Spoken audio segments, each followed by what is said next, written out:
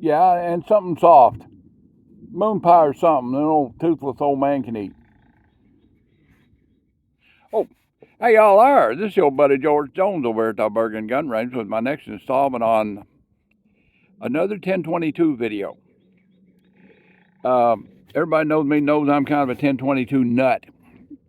I mean, I've got 4 or 5 of them, and it's like, different configurations and so forth. I love to shoot them in all different ways. I've got one that's for squirrel hunting and close range groundhog. I got one that's for burning 22s out of just by the magazine full. And along that lines, let's talk about the Firepower 1022. So this is a limited edition 1022 that I got, and it was in a completely different stock than this. It's a limited edition.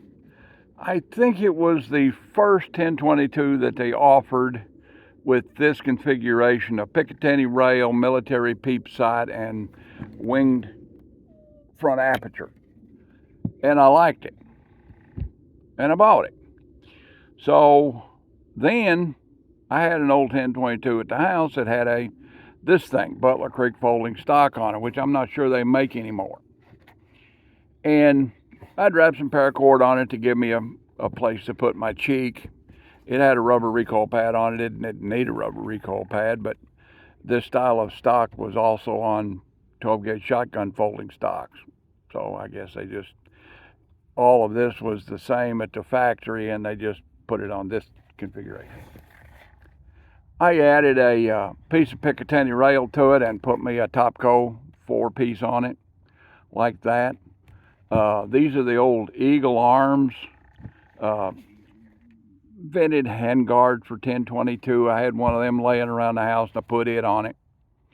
It made me a little 1022 firepower shooter. And that was before BX25 magazines were around. About a year later, BX25 magazines came on the market.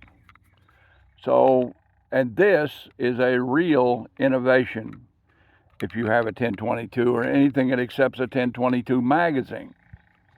Okay? So we're going to talk about that for a few minutes. Now, before that, the first high-capacity magazine, or the first 30-round magazine you could buy for a 1022 back in the 80s was this. This one's a clear-sided one, but this is a inline single-column magazine manufactured by a company called Ramline, which I think was owned by the same company that owned the Blunt Group, basically. They own CCI and Outers and several other things, maybe even Coors Beer. I've actually heard the rumor that they were part of the Coors conglomeration. So anyway, this was it. This is all you could get. Before that, there was a magazine that looked similar to a BX25, but it was all plastic, called the hell was it? I forget now. You used to buy them from Paragon. I forget. I'll think of it in a minute. But, then the Ramline came along and they took the market. That was it. Then they made compact 30s also. They come out with a compact 30 magazine, which was about the same length as the BX15. About this size, but it wasn't nearly as good as this. As you can see, if you can see it in the light there, that magazine's pretty nasty on the inside. There's no way to get it apart, It's 2 sides that have been vulcanized together. It has a metal spring inside of it, plastic follower. There's a little stud on the back of it back here, which mounts it in, okay? And a little stud on the front of it, which mounts it in. And over the years, it just came apart. In 1994, they did a so-called assault weapons ban nonsense. I don't think it was a ban at all. I think it was just a way for the Democrats to make money because, you know, nothing was really banned, just everything was more expensive. So seeing the handwriting on the wall, not being able to get this anymore because the ban put them out of business, put Ramline out of business, and they made a lot of other stuff besides these magazines. Just put their company out of business. I went over to Paducah Shooter Supply. I was working at Eddyville. I went over to Paducah Shooter Supply, and I bought every one they had on the shelf, and I think it was like 20 of them. It's like 6 or 8 of these, and the rest of them were compact 30s, and I just bought all of them. They were about $10 a piece. I think I spent $250 or something. Over the years, they all played out except this one. So anyway, I kept this one just to show people what the past looked like.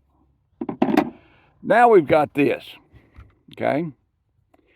And this is an excellent innovation. It is a maintenanceable, completely maintenanceable 1022 magazine. And I've got one of them apart here to show you what it looks like taken apart. It's this side and this side. Okay? It comes apart with these 2 stainless steel screws. Okay? It has a clock type spring that rides on the follower. It stretches the spring out and it comes back, so you don't have anything down in here. And you can get it apart and clean it. This assembly comes completely out of it as one piece. You just pull it out. You know, if you get it to where you've been using lubricated ammunition in some way or another and it's gotten all gunky inside or whatever, you shot it enough, there's a bunch of fouling in it, you can simply take it apart, get in there with a Q-tip with Ebenezer alcohol on it, rubbing alcohol, and clean that guy out all good and not lubricated, not putting lubrication in it, you know, and it goes back together. This is Arms Car. It's really good ammunition. It works good in about everything except the BX25 magazine.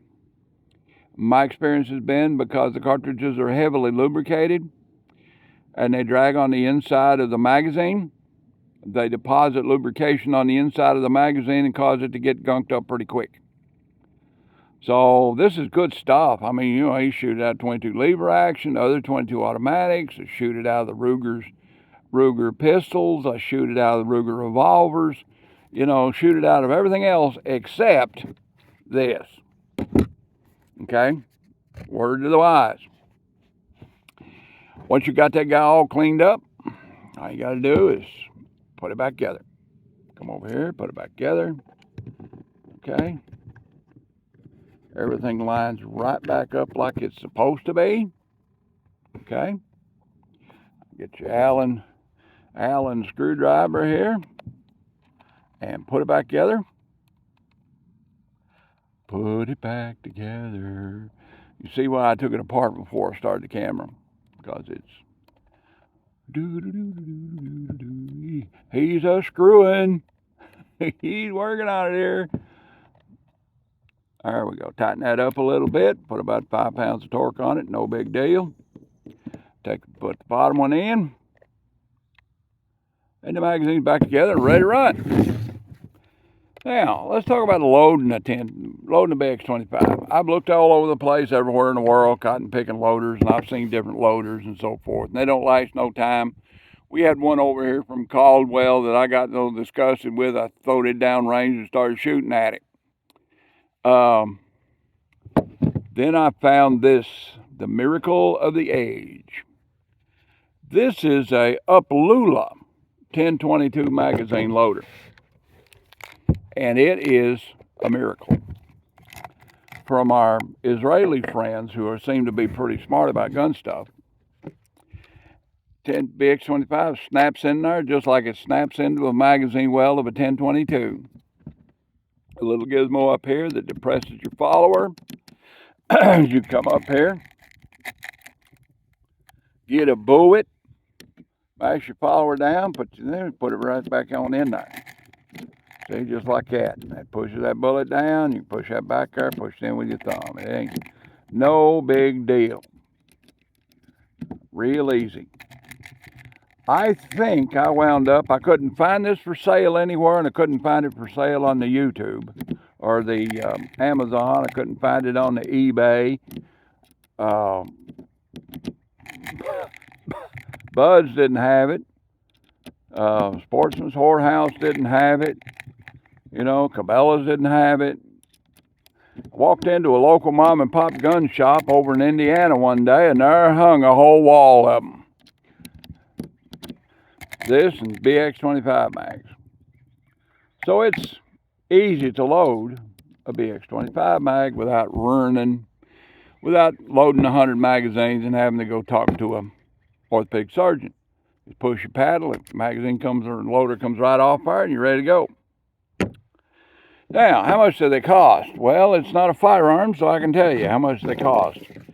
On average, the BX25 magazine runs somewhere in the neighborhood of $25, $6, $7, $8, $9. Okay? But I've noticed a phenomenon, and I got to looking at it today. And I've got a bunch of these things, and I thought, well, there's no need to buy any more. I've got a bunch.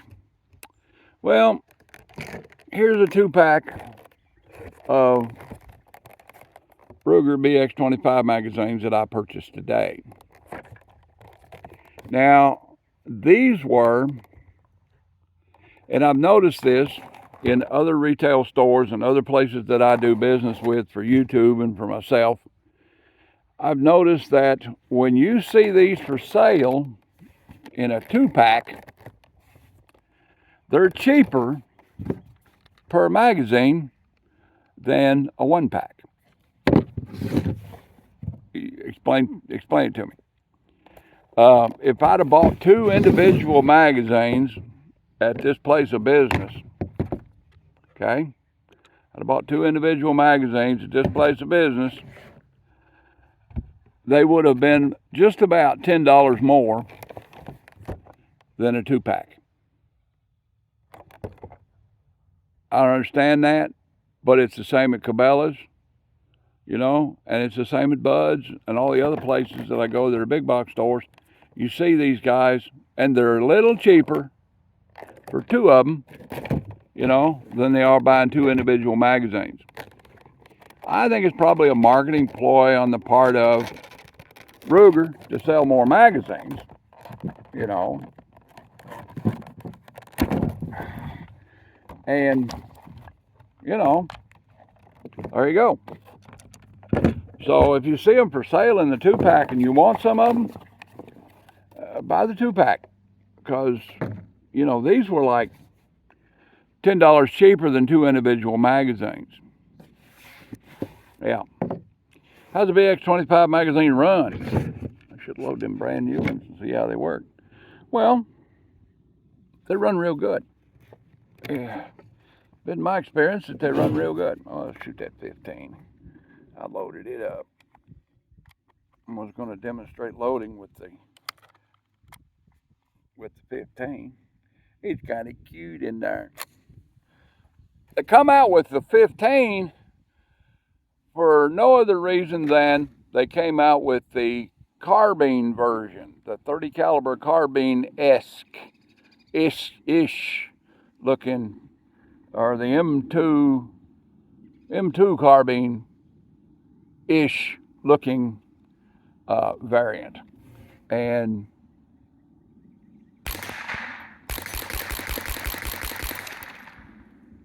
they run pretty good.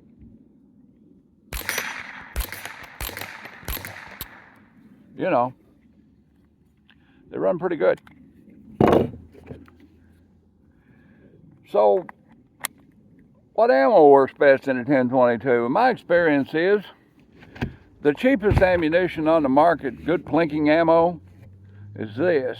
And this stuff runs in 1022s really good, you know.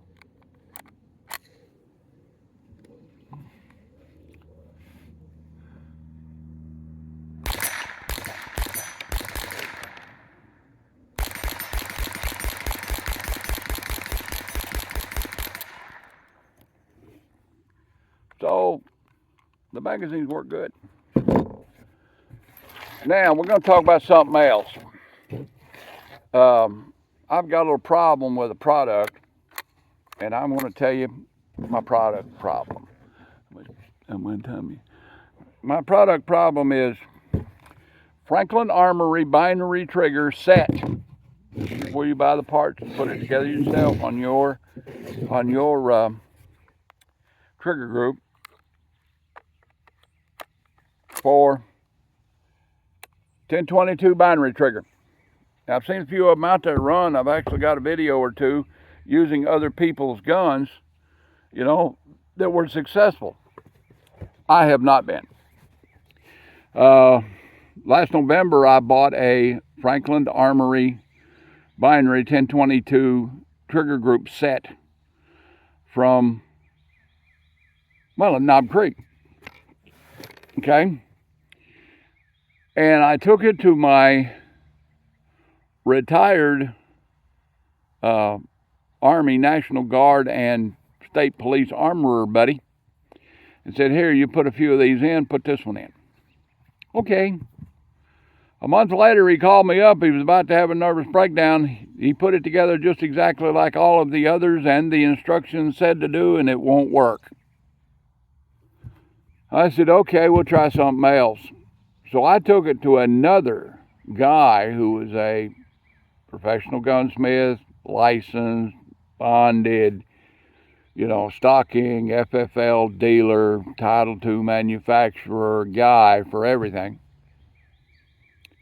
who I consider to be a cheese whiz expert. He kept it for a month and called me up and said, I can't do nothing with this. He said, all the parts are here.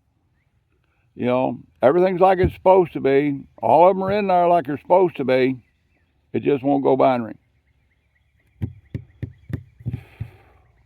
Oh, and you owe me an $80 shop fee. So I'm in over $350 into it now. So I took it to the next guy up here locally.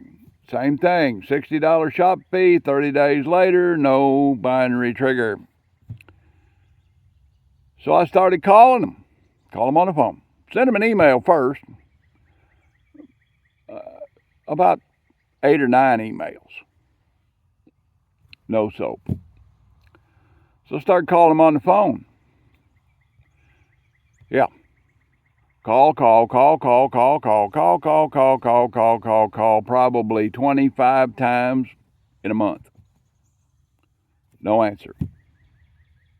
Leave a message, no reply. Call, leave a message, no reply.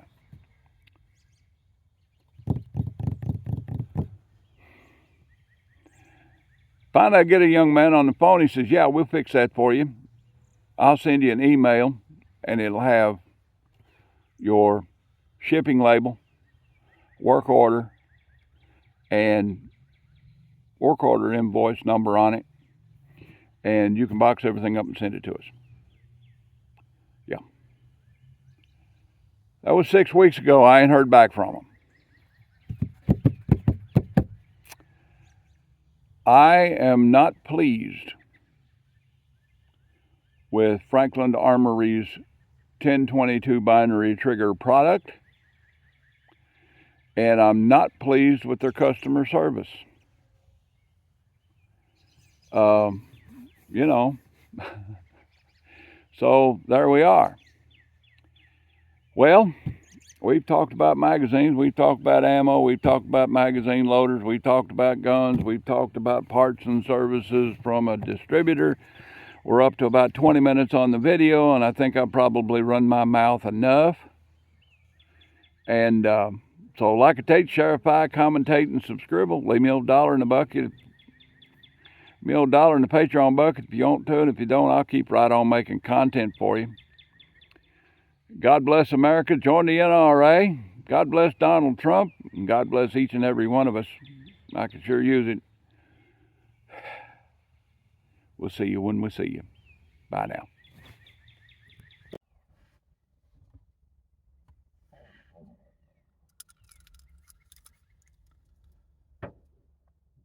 If you fish and give the fish to a Democrat, you feed him for a day. If you teach a Democrat to fish,